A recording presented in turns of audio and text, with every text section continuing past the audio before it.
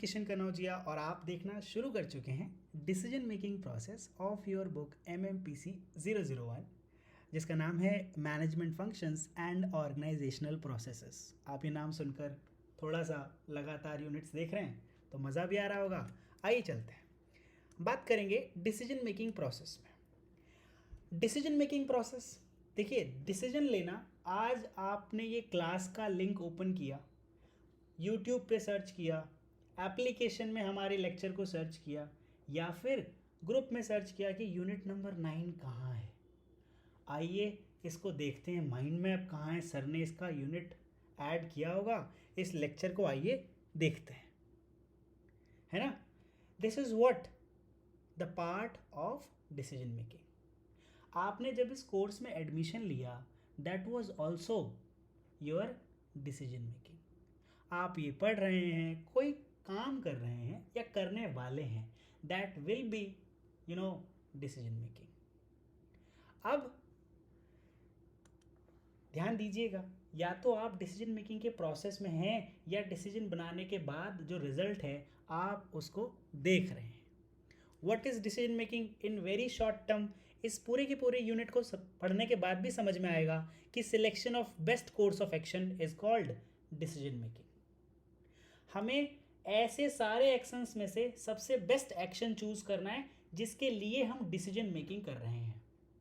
मान लेते हैं आपको ऑफिस से घर आना है, आपके पास बहुत सारे रास्ते होंगे, बहुत सारे मीन्स ऑफ ट्रांसपोर्टेशन होगा जिसके थ्रू आप अपने घर आ सकते हैं, लेकिन आप अपने बजट, समय और सहूलियत के हिसाब से कोई एक डिसीजन बनाते हैं, जबकि आप इसमें से बहुत सारे डिसीजन बना सकते थे। इसी को बोलते हैं selection of the best course of action, right. Decision making होती कैसे है गाइस? हम बेसिकली 3 फेजेस में डिसीजन लेते हैं।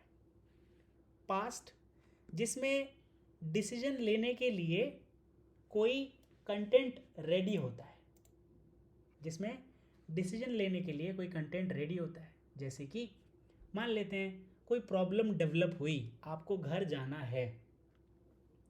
प्रॉब्लम अभी की नहीं है, प्रॉब्लम पहले की है कि अब आपको घर जाना पड़ेगा, उसके लिए आपको क्या करना है? डिसीजन बनाना है। प्रेजेंट में आप उसके लिए कोई डिसीजन ढूंढते हैं कि भाई बेस्ट डिसीजन क्या हो सकता है, मेरे पास कितने सारे ऑप्शंस हैं। Basically what do you see in present? अभी क्योंकि गड़बड़ तो हो चुकी है, प्रॉब्लम तो आ चुकी है, उस प्रॉब्लम को तुरंत जब आप प्रॉब्लम देखते हैं तो आपके मन में सॉल्यूशंस आते हैं। सॉल्यूशन कब आते हैं? प्रेजेंट में, ठीक। फ्यूचर में क्या होगा? जो डिसीजन लोगे वो फ्यूचर में हो जाएगा, समझ गए? तो डिसीजन मेकिंग में 3 एक्शन होते हैं। पहला पास्ट फेज होता है, फिर प्रेजेंट फेज होता है और फ्यूचर फेज भी होता है। पहली ऐसी चीज़ जिसके अंदर भविष्य हम लोग डिसाइड कर रहे हैं, बिल्कुल। तो पास्ट फेज में हमारे पास क्या हुई? प्रॉब्लम डेवलप हुई, है ना। और प्रेजेंट में हम क्या देख रहे हैं? ऑप्शंस इस प्रॉब्लम को सॉल्व करने के। आपका पेट दर्द हो रहा है, डॉक्टर के पास गए, डॉक्टर से बोला कि सर पेट दर्द हो रहा है। डॉक्टर ने क्या किया? आपको जो है दवाई दे दी गैस बनने की। आप घर पर आए, फिर वापस गए, फिर जो है बोला पेट दर्द हो रहा है ना। फिर उसने क्या किया? एक इंजेक्शन लगा दिया, फिर वापस घर पे आए, आधा घंटा और हो गया, अब फिर पेट दर्द हो रहा है। सी, प्रॉब्लम पहले आई थी, उस पॉइंट पर बहुत सारे ऑप्शंस हैं कि किस तरीके से उस प्रॉब्लम का सॉल्यूशन निकाला जाए प्रेजेंट फेज में, और जो वो एक्शन परफॉर्म कर रहे हैं उसका रिजल्ट फ्यूचर में हो रहा है, ठीक। अगर पास्ट को सही से एनालाइज किया जाए, उसके बाद ऑप्शंस में से बेस्ट ऑप्शन सिलेक्ट किया जाए। अब ये बेस्ट ऑप्शन आएगा कैसे? पहले पास्ट फेज में जाके प्रॉब्लम को आइडेंटिफाई कर लेते हैं कि आखिर समस्या है क्या। अपनी थोड़ी सी इंटेलिजेंस का यूज़ करते हैं, प्रॉब्लम को रिकॉग्नाइज करते हैं, या कोई ऐसी अपॉर्चुनिटी है जिस पर हमें एक्शन लेना है।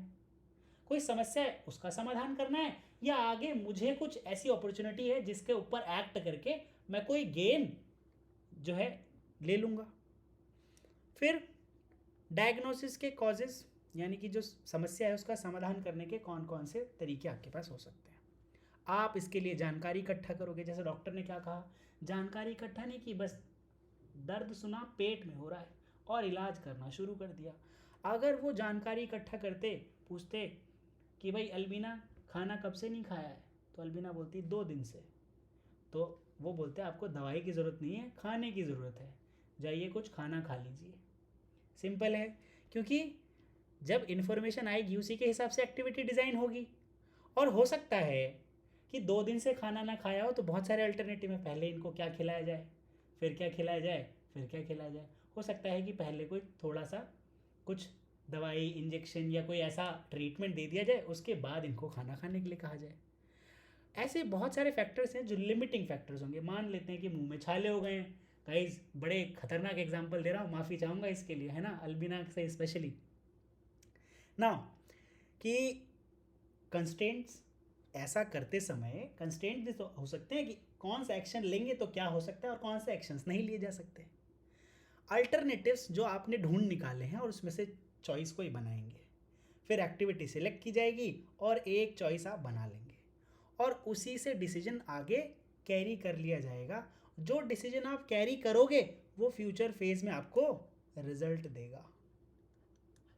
राइट, ये बड़ी ऐसे उलझन वाली बात है, सिंपल सा फिनोमेना क्या है। राइट, यस, ध्यान दीजिएगा।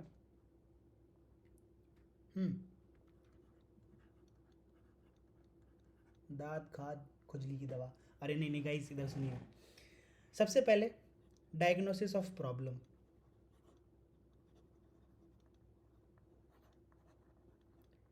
प्रॉब्लम का पता लगाओ, समस्या आ कहाँ से रही है। ठीक है, इसके बाद आप क्या करना है, आपको अल्टरनेट फॉर्मुलेशन।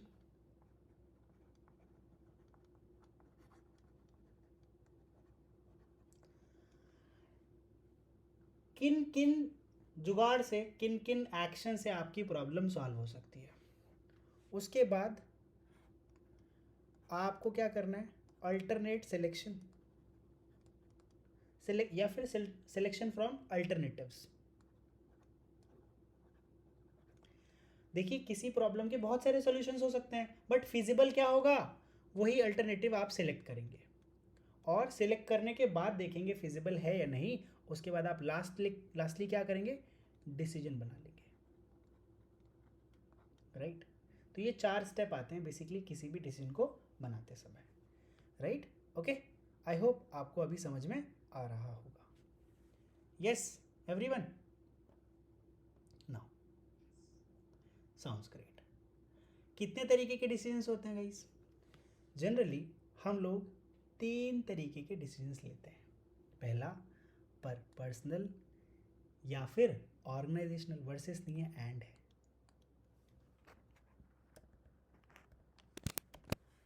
राइट, क्या है, okay, programme and non programmed. ना personal and organisational.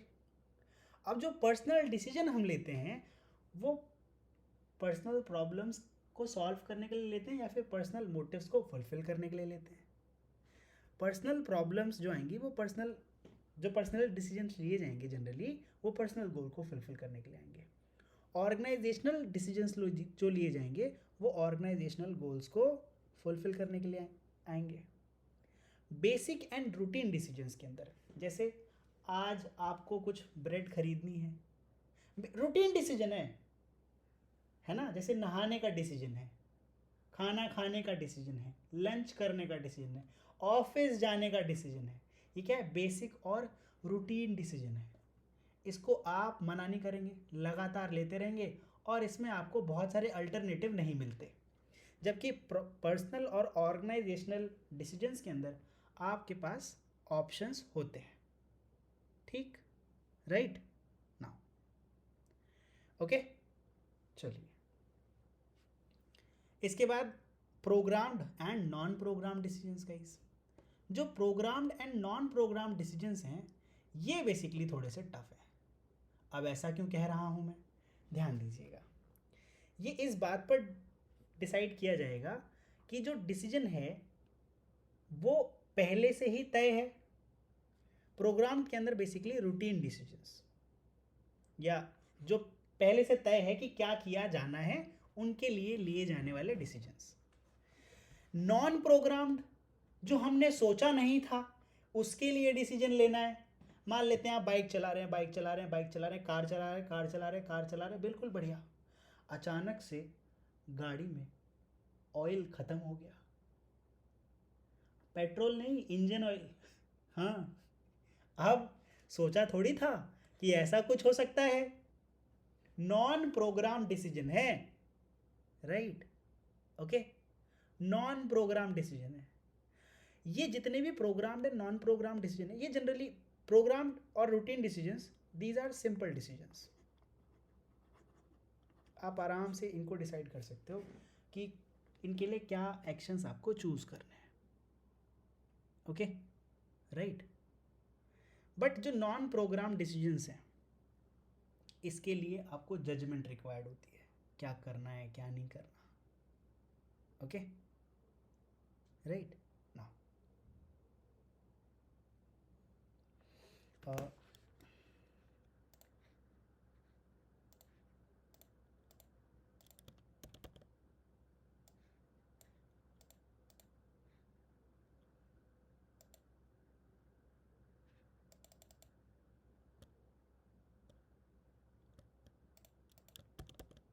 just a minute guys.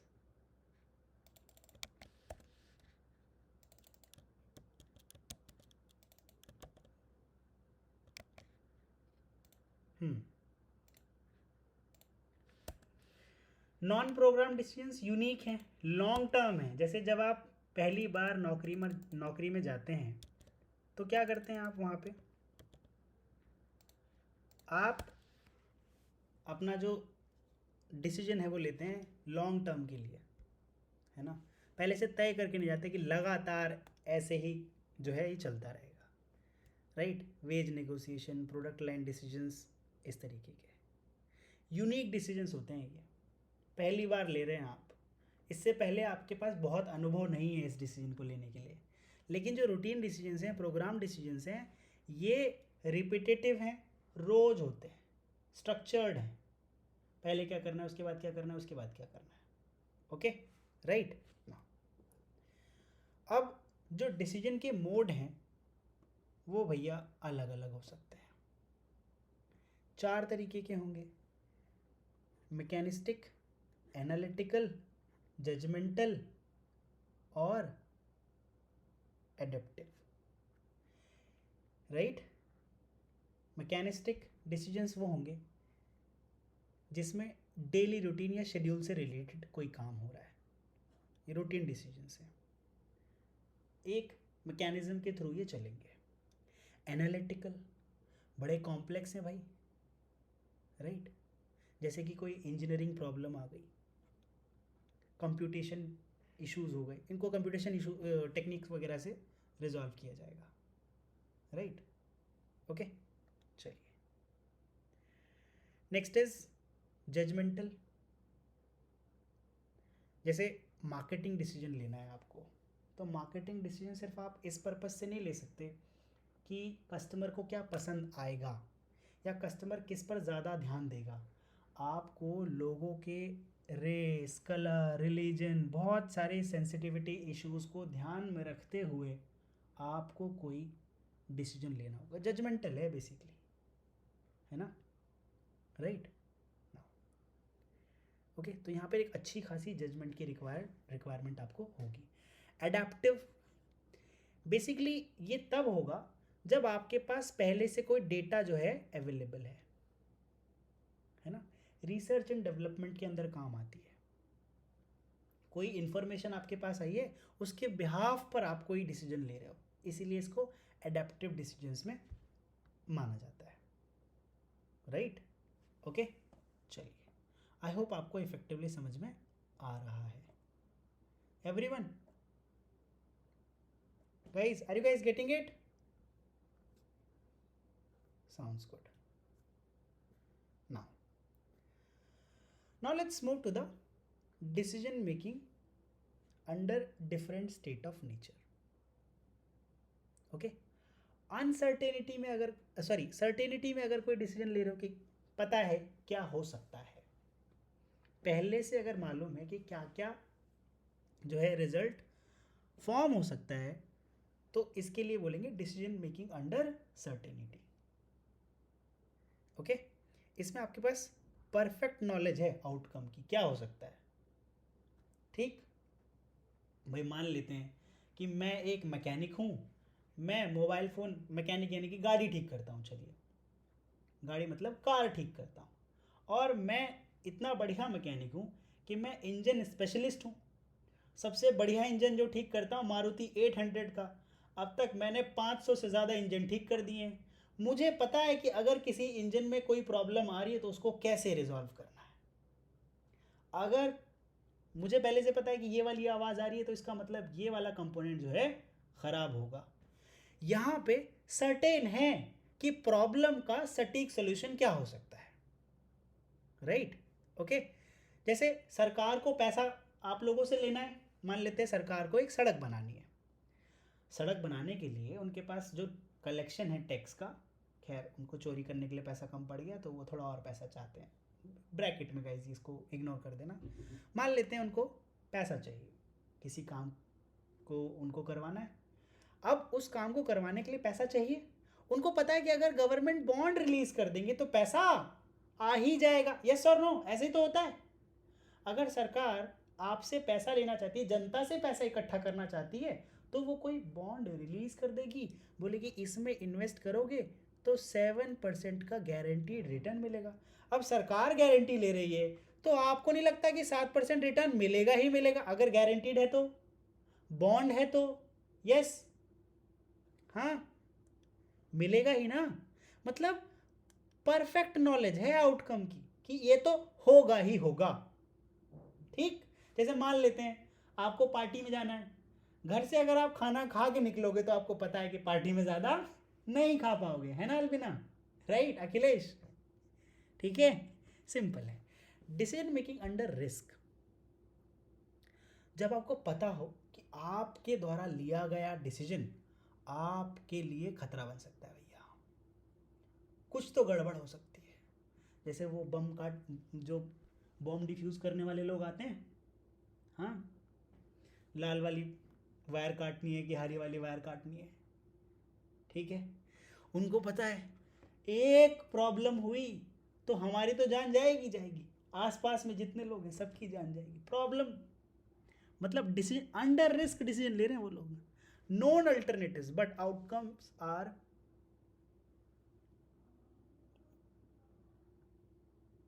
probabilistic, basically can be problematic but probabilistic. जैसे मान लेते हैं आप डाइस रोल पर जो है बैटिंग कर लो कि मैं 5 नंबर आएगा तो भैया मैं इस पर जुआ खेल रहा हूँ, मैं इस पर शर्त लगाता हूँ. ठीक. डिसीजन मेकिंग अंडर अनसर्टेनिटी कि बारिश हो सकती है, बारिश नहीं हो सकती, हो भी सकता है कि ऐसा हो जाए और नहीं भी हो सकता है. आउटकम का जब कुछ भी ना पता हो कि क्या हो जाएगा, हमें नहीं पता, डिसीजन ले लेते हैं, देखेंगे क्या होगा. जब भी कोई नया एडवर्टीजमेंट प्रोग्राम रिलीज़ किया जाता है तो जनरली अनसर्टेनिटी को ही हमें नहीं पता होता. थोड़ा सा रिसर्च डेवलपमेंट तो करते ही हैं, लेकिन हमें नहीं पता होता कब कौन सा एडवर्टीजमेंट बैकफायर कर जाएगा. राइट. या फिर करियर डिसीजन. हाँ, जब आपने BBA MBA चूज़ किया था तो आपको पता था कि आगे क्या होगा? सच में पता था? फर्स्ट हैंड इन्फॉर्मेशन नहीं थी आपके पास, सेकेंड हैंड तो पता ही था, किसी ने बताया होगा कि BBA करोगे MBA करोगे तो बिजनेस के बारे में जानकारी आपके पास आ जाएगी. लेकिन फर्स्ट हैंड इन्फॉर्मेशन जो आई वो आपको डिसीजन लेने के बाद ही आई, जिसमें आपको पहले पता नहीं था कि क्या हो सकता है. वो तो तभी पता लगा जब आपने ये डिसीजन लिया. यानी कि अनसर्टेनिटी कुछ भी हो सकता है. बहुत सारे लोग हैं जिन्होंने MBA किया है, they are doing very well, very great, and some other peoples are जिनको आप लोग जानते भी हैं. खैर, मैं यहाँ ख़राब चीज़ें नहीं बोलता हूँ. चलिए आगे बढ़ते हैं गाइस. नाउ तो decision making under different state of nature, हम अलग अलग जो है स्टेट ऑफ नेचर में अलग अलग टाइप के डिसीजंस बनाते हैं। आइए बात करते हैं गाइस इकोनॉमिक मॉडल के बारे में, models of decision making guys. हाँ, सबसे बढ़िया डिसीजन बनाने के लिए आपको ये पता होना चाहिए कि बेस्ट डिसीजन किस कंडीशन में कैसा बनाया जाता है, राइट? ओके, नाउ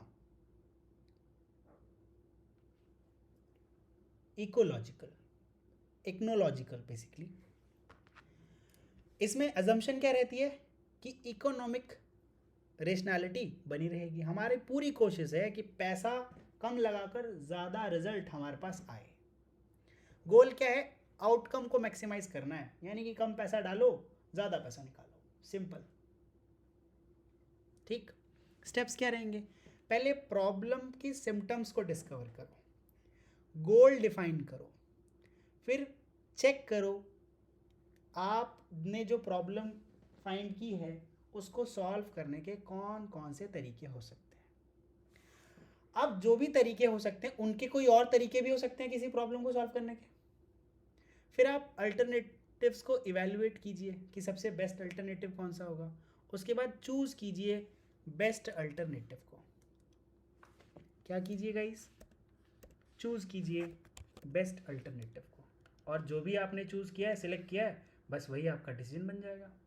इसी से आप इकोनॉमिक रेशनैलिटी का डिसीजन ले सकते हैं कि फ़ायदा होगा कि नहीं होगा। ध्यान दीजिए, मैं आपको जितने भी प्रोसेस बताऊंगा ना, आपको सब सेम ही लग रहे होंगे, है ना एग्नेस? सर जैसे पहले बताया था, प्रॉब्लम, फिर गोल, क्राइटेरिया, बस नाम और एक दो स्टेप आगे बढ़ जा रहे हैं, बात तो सेम ही है। क्यों नहीं सेम होगा? जब हम डिसीजन ही ले रहे हैं तो डिसीजन लेने के लिए यूज़ किए गए स्टेप्स सेम और सिमिलर ही होंगे। इसीलिए आपको बेसिक डिसीजन मेकिंग प्रोसेस अगर आ गया तो आप कोई सा भी डिसीजन इसके अंदर से पूछ लिया जाए, आपको उसकी जानकारी होगी। बस ध्यान दीजिएगा, ये तीनों कंडीशन आपको याद होनी चाहिए, under certainty, risk and uncertainty. इनके आउटकम्स जो हैं अलग अलग हो सकते हैं और कंडीशंस अलग अलग हो सकती हैं। बाकी जो भी जितने भी मॉडल्स हैं डिसीजन मेकिंग के, आप ध्यान देंगे कि हम हर एक डिसीजन मेकिंग प्रोसेस के अंदर सिमिलर टाइप के प्रोसेस को यूज कर रहे हैं, राइट? समझ गए आप लोग? ओके, नाउ चलिए next is bounded rationality model. What is bounded rationality model guys? जब हमें पता हो कि क्या क्या पॉसिबल रिजल्ट्स हो सकते हैं, ओके, राइट? जैसे अगर मैं आप लोगों को इकोलॉजिकल जो मॉडल हम लोगों ने डिस्कस किया, इसका एक जो प्रोसेस है वो अगर आपको बताऊं तो वो कुछ इस तरीके का है। अरे हाँ भाई, हाँ, ऐसा। पहले हमें क्या करना है? कोई सिम्टम यानी कि प्रॉब्लम डिस्कवर करनी है, गोल सेट करना है ना? और या फिर प्रॉब्लम हमें पूरी पूरी पता लग जाए। देखिए, प्रॉब्लम होने से पहले सिम्टम पता लगेगा। ध्यान दीजिए, आपकी गाड़ी तुरंत नहीं खराब हो जाएगी, पहले आवाज़ करेगी, चलने में प्रॉब्लम करेगी, थोड़ी अलग सी आवाज़ आ जाएगी, उसके बाद गाड़ी खराब होगी। यानी कि सिम्टम पहले आएंगे और प्रॉब्लम बाद में आएगी। ये बात समझ रहे हैं? कहीं भी कभी भी कोई भी समस्या आपके जीवन में हो रही है, किसी भी तरीके की प्रॉब्लम आप लोग फेस कर रहे हैं, तो पहले सिम्टम होंगे। जैसे बुखार आने वाला है ना, तो पहले सिम्टम, हल्की सी तबीयत खराब, अच्छा नहीं लग रहा, कुछ भी खाने का मन नहीं कर रहा, उसके बाद तबीयत खराब। ये नहीं कि अचानक चल रहे थे तबीयत खराब हो गई, ऐसे नहीं होता है, ठीक है? नेक्स्ट, फिर आपको क्राइटेरिया डेवलप करना है कि प्रॉब्लम आई कहाँ से होगी। आप बहुत सारे अल्टरनेटिव सोचेंगे, ऐसे सॉल्व कर सकते हैं, ऐसे सॉल्व कर सकते हैं, ऐसे सॉल्व कर सकते हैं। ऐसा करता हूँ, छुट्टी कर लेता हूँ ऑफिस से, ना होगी टेंशन, ना होगी तबीयत खराब, तबीयत हो जाएगी ठीक। ऐसा करता हूँ, डॉक्टर के पास चला जाता हूँ। लेकिन या फिर ऐसा करता हूँ कि काढ़ा बना लेता हूँ, घर पे पियेंगे, मज़े करेंगे। अब ऑफिस से छुट्टी करने के प्रॉब्लम हो सकता है लीव मिले ना मिले, लीव मिले तो कल वाला काम का प्रेशर आगे भी आ जाएगा। बहुत सारे इसमें से आउटकम्स हो सकते हैं ना, ऑफिस की छुट्टी लेने पर बहुत सारे आउटकम्स आपके पास आएंगे। डॉक्टर के पास जाने पे खर्चा बहुत लग जाएगा, ट्रैवल करके जाना पड़ेगा, घर की देखभाल कौन करेगा। किसी को पता लगा कि डॉक्टर के पास गए तो हो सकता है कि बोले कि भाई आपकी तबीयत तो ज़्यादा ख़राब थी, आप तो बस झूठ बोल रहे थे। कुछ भी हो सकता है। घर पे काढ़ा बनाने पे हो सकता है कि काढ़ा ही गड़बड़ बन जाए, तबीयत और ज़्यादा ख़राब हो जाए, स्वाद पसंद ना आए, कुछ भी हो सकता है। तो आपको जो है बहुत सारे जो आउटकम्स हैं उसमें से बेस्ट इसमें से सिलेक्ट करना होगा और इसी में से इम्प्लीमेंट कर देना होगा। ठीक है, मैंने आपको फीवर के लिए एग्जांपल दिया है, आप इसमें से और भी बहुत सारे जो है अपने एक्शंस और डिसीजंस और प्रॉब्लम्स डिफाइन कर सकते हो गाइस। ठीक है, क्लियर है नाउ? ओके, चलिए नाउ बाउंडेड रेशनैलिटी मॉडल के बारे में बात कर लेते हैं guys. What is bounded rationality model? देखिए, बाउंडेड रेशनैलिटी मॉडल जिसमें हमें ये नहीं पता कि भाई क्या हो सकता है, राइट? ओके, इसको एडमिनिस्ट्रेटिव मैन मॉडल भी कहा जाता है, राइट? मतलब इसमें this model does not assume individual rationality in decision process. Instead, it assumes that people, while they may seek the best solution, usually settle for much less. Generally जब भी हम कोई डिसीजन बनाते हैं तो हम ये नहीं सोचते कि बेस्ट क्या होगा, हम सोचते हैं काम हो जाएगा। जनरली कई बार हम लोग ये नहीं सोचते कि हमारा बेस्ट काम क्या होगा, बस हमारा काम हो जाएगा। ठीक है, राइट? इसलिए हम क्या कर रहे हैं, रेशनैलिटी मॉडल तो ये है इकोनॉमिकली, लेकिन ये क्या कर रहा है, बाउंडेड रेशनैलिटी है। हमें पता है कि इतने से काम हो जाएगा तो उतना ही सोल्यूशन निकालेंगे, सेटिस्फैक्ट्री सोल्यूशन आना चाहिए, बेस्ट सोल्यूशन नहीं आ रहा है गाइज, सेटिस्फैक्ट्री सोल्यूशन आ रहा है बाउंडेड रेशनैलिटी मॉडल के अंदर। इसके अंदर हम देखेंगे कि हमारे पास अल्टरनेटिव्स कौन कौन से हैं गाइज।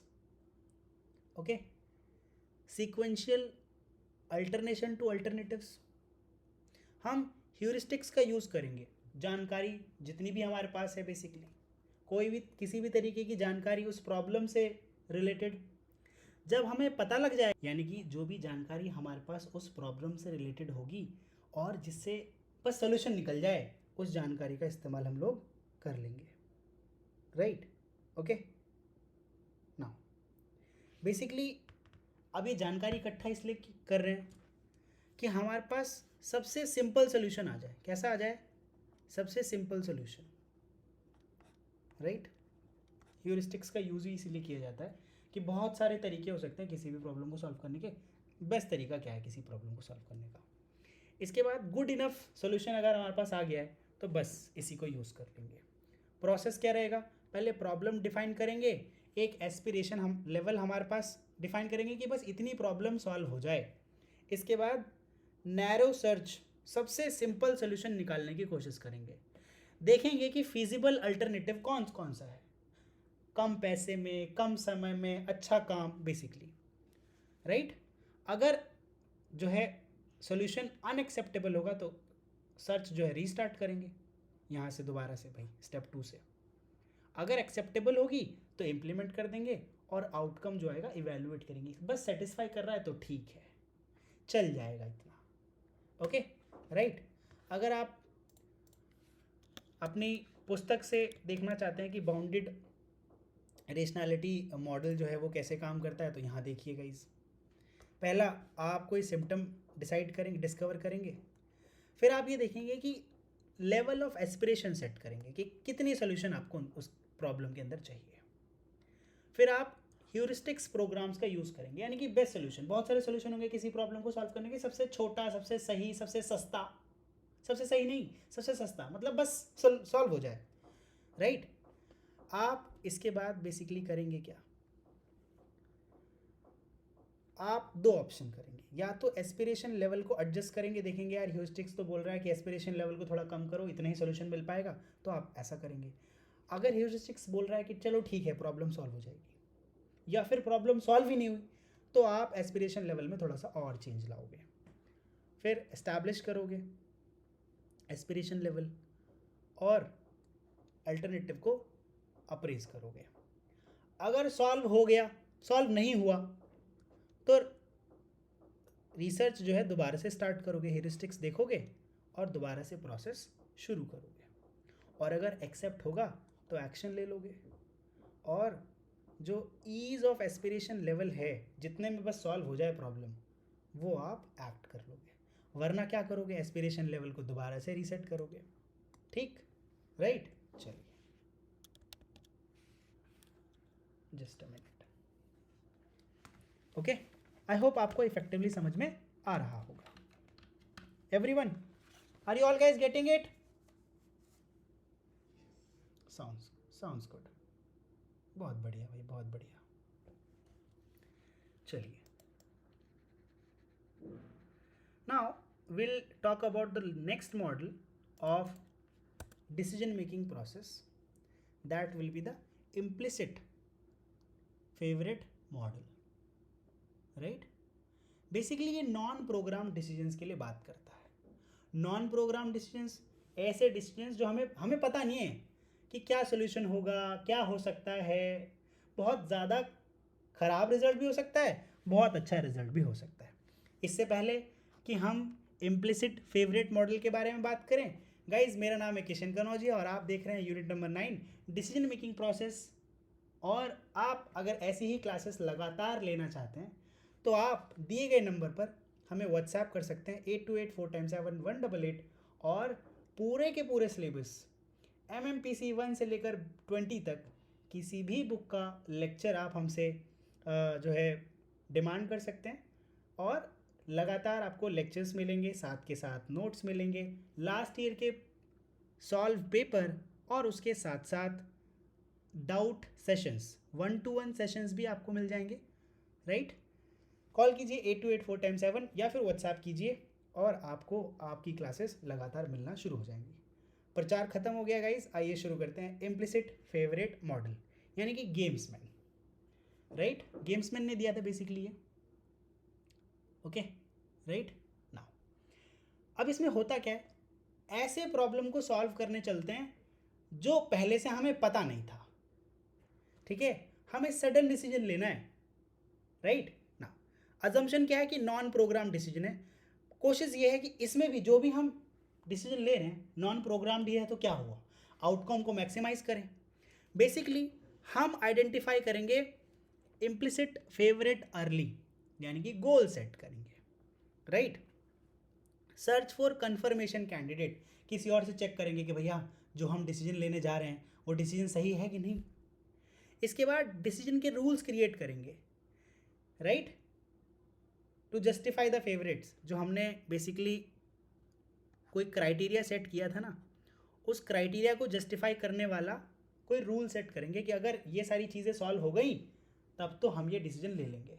इसको एग्जाम्पल के साथ समझते हैं। मान लेते हैं आपकी नई नई जॉब लग रही है पहली बार, और आज से पहले आपने कोई नौकरी करी ही नहीं है।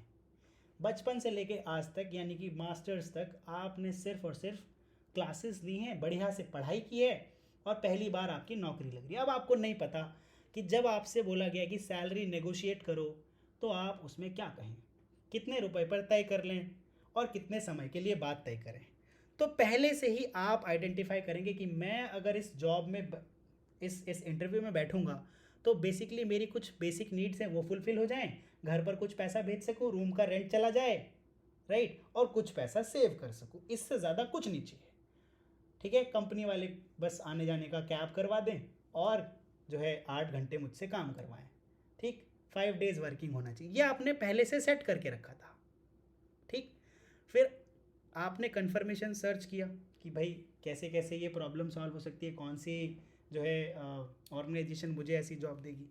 फिर जब आपको डिसीजन रूल्स लेने होंगे तो उससे दोबारा से कंफर्म करोगे कि क्या ये सब कुछ मिल रहा है, राइट।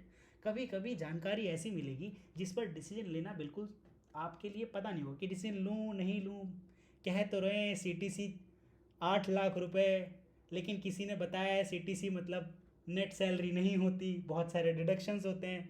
पता बेसिकली हो सकता है डिस्टॉर्ट इन्फॉर्मेशन हो, जो आपकी फेवरेट लिस्ट जो आपने रेडी करी है उसमें फिट ना हो रही हो ऐसी बात।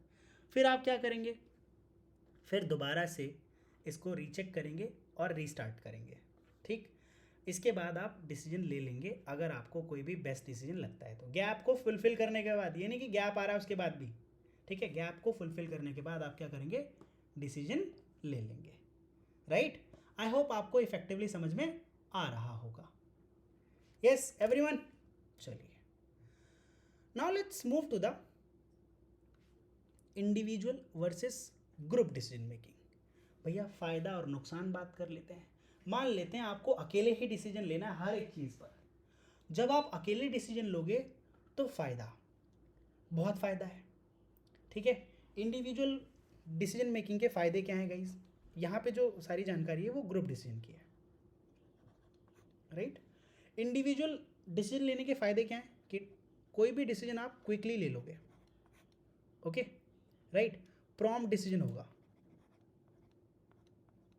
टाइम बचाओगे, बहुत सारे चेक्स के साथ गुजरना नहीं होगा, बेसिकली टाइम बचेगा और इम्प्लीमेंटेशन फास्ट होगा, ठीक है, ओके ना। लेकिन जब हम ग्रुप डिसीजन की बात करेंगे तो ग्रुप डिसीजन में सब लोगों की सर्वसम्मति चाहिए आपको, सब लोग राजी हों तभी आप वो डिसीजन ले सकते हैं, ठीक है, राइट। अब सबकी रजामंदी भी चाहिए इसके अंदर कि भाई किसको क्या फ़ायदा होगा, टोटली क्या फ़ायदा होगा, ऑर्गेनाइजेशन को क्या फ़ायदा होगा, एम्प्लॉयज़ को क्या फ़ायदा होगा, सब कुछ बताना पड़ेगा। उसके बाद advantages of group decision making. देखिए जब आप ग्रुप में डिसीजन कर रहे हैं तो फ़ायदे भी हैं।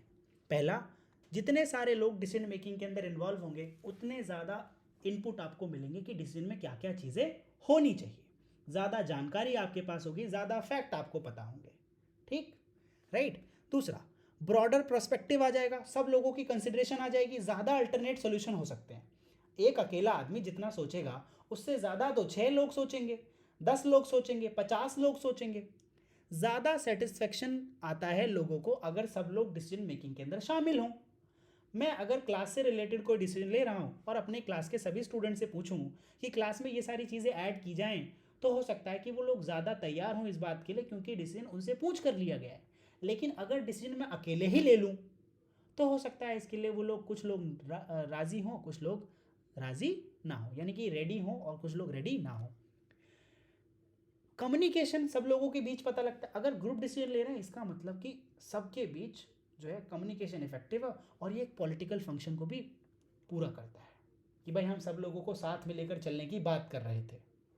नुकसान क्या है? प्रोसेस बहुत स्लो है, ठीक है, as compare to individual decision. ध्यान दीजिए, इसको आप डेमोक्रेसी और तानाशाही से भी, है ना, कंपेयर कर सकते हैं। किम जोंग उनको कोई डिसीजन लेना है कि किसी कंट्री पर बम फोड़ना है तो किसी से पूछना है, उसको कैबिनेट की बैठक बिठानी है, उसका शाम को मन किया सुबह बम मार दिया, ख़त्म बात, सिंपल है ना, इंडिविजुअल डिसीजन है। लेकिन डेमोक्रेटिक ऑर्गेनाइजेशंस या कंट्रीज़ के अंदर कुछ भी डिसीजन लेने से पहले, एक सड़क बनेगी तो सब लोगों से, वहाँ के लोगों से पूछा जाएगा कि आपकी ज़मीन पर सड़क बना ले जी। अच्छा, किसी की ज़मीन आ रही है उसको पैसा देना है, सब लोग तैयार हैं, किसी जानवर, नेचर, किसी को किसी तरीके का नुकसान हो रहा है तो कोशिश करेंगे उसकी भरपाई का, सब लोग तैयार है, उसके बाद सड़क के लिए पैसा अप्रूव होगा, ज़्यादा तो नहीं अप्रूव होगा, कम तो नहीं अप्रूव होगा, समझ गए आप लोग। यानी कि सब लोगों को साथ में लेकर चलेंगे तो प्रोसेस थोड़ा सा स्लो हो जाएगा। कॉम्प्रोमाइज़, बहुत सारे कॉम्प्रोमाइज़ होंगे। अगर सब लोगों की बात सुनी जा रही है तो बहुत सारे लोगों की बात जो है, मेजोरिटी में जो बात होगी वो ज़्यादा सुनी जाएगी, ठीक। Potential domination by one individual और क्लिक। हाँ, एक बात मैं आपको और बता देता हूँ, कोई भी ग्रुप डिसीजन होता ही नहीं है कभी। ग्रुप डिसीजन एक छलावा है।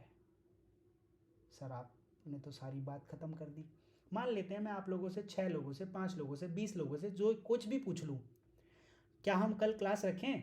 आप में से 4 लोगों ने अगर हाँ बोला और 2 लोगों ने ना बोला, 20 लोगों ने हाँ बोला, 5 लोगों ने ना बोला, 100 लोगों ने हाँ बोला, 50 लोगों ने ना बोल दिया, तो ये जो लोग हाँ और ना के बीच का डिफरेंस है ना, यकीन मानिए ये ग्रुप डिसीजन नहीं है अगर हम इसको और इफ़ेक्टिवली देखेंगे तो।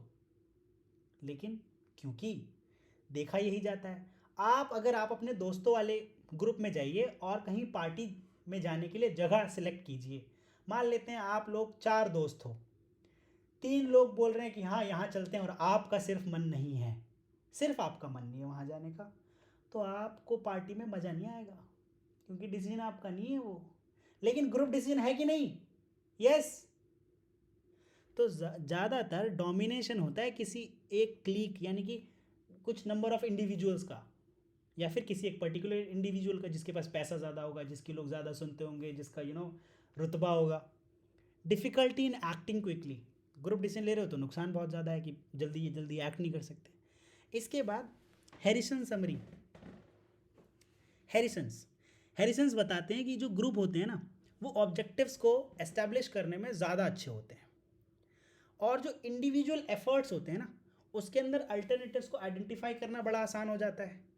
ग्रुप्स सुपीरियर जजमेंट प्रोवाइड करते हैं जब भी किसी भी अल्टरनेट को इवैल्यूएट करना हो। तो मान लेते हैं हमारे पास बहुत सारे सोल्यूशन है, उसमें से बेस्ट सोल्यूशन चाहिए, तो ग्रुप में सब लोग अपनी अपनी बात कहेंगे, तो ज़्यादा अच्छे से हमें पता लग जाएगा कौन सा सोल्यूशन बेस्ट है।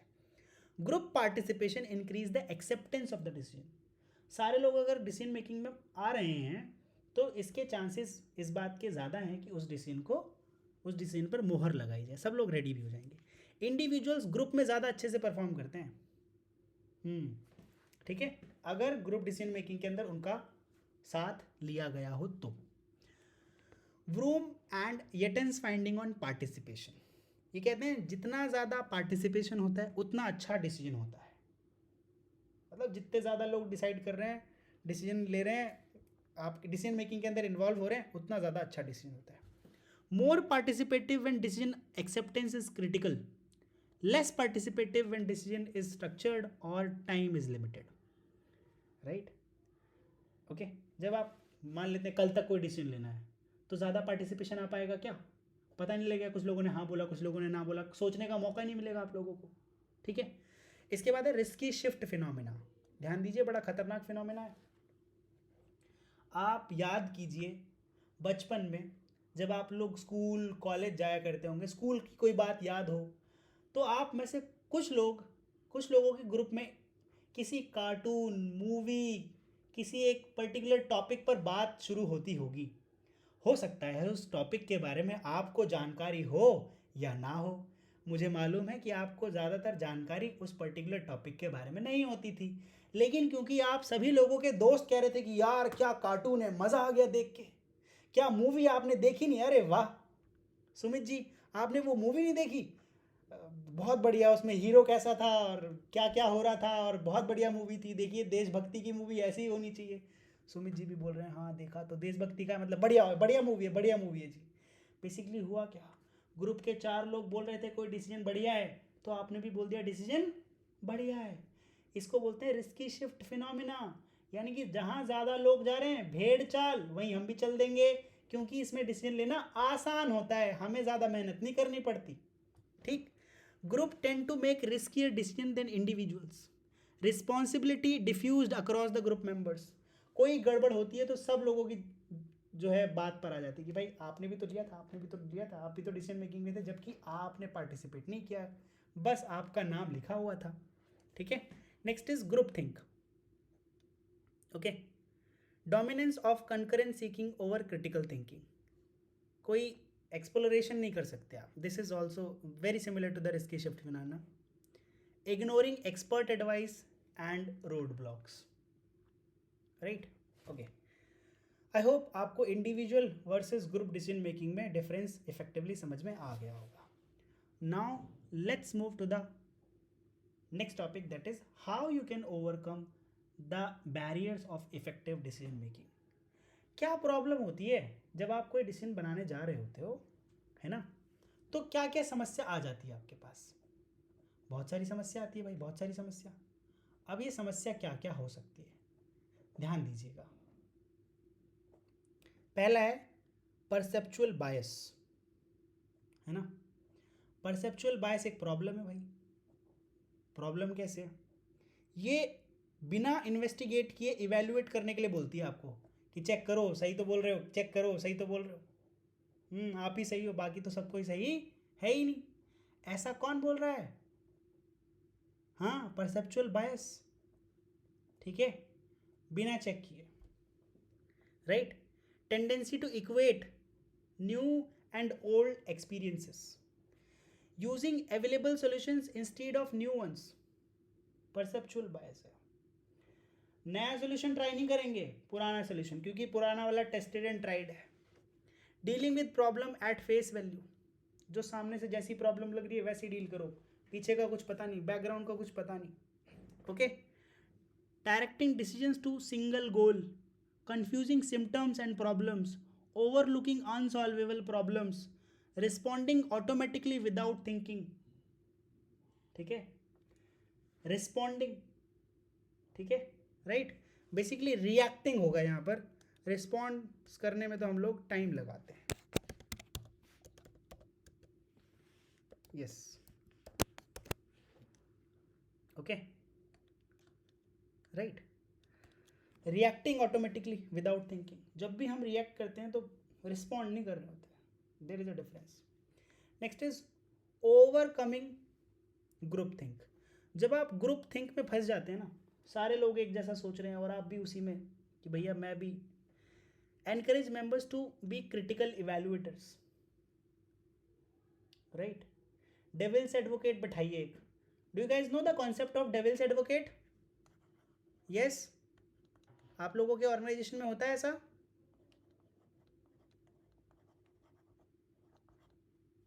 हाँ, क्या आप लोग कभी ऐसा खुद से करते हो? कोई डिसीजन लेते हो तो एक सबसे ऐसा व्यक्ति होता है जो आपके प्लान के बारे में सबसे खराब बातें बोलता है, अगर ऐसा हो गया तो क्या करोगे?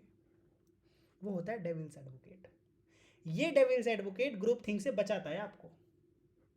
डेविल्स एडवोकेट का मतलब है नेगेटिविटी फैलाने वाला आदमी बस, लेकिन उसकी भी ज़रूरत पड़ती है गाइस, कोई भी खराब नहीं है, ध्यान दीजिएगा।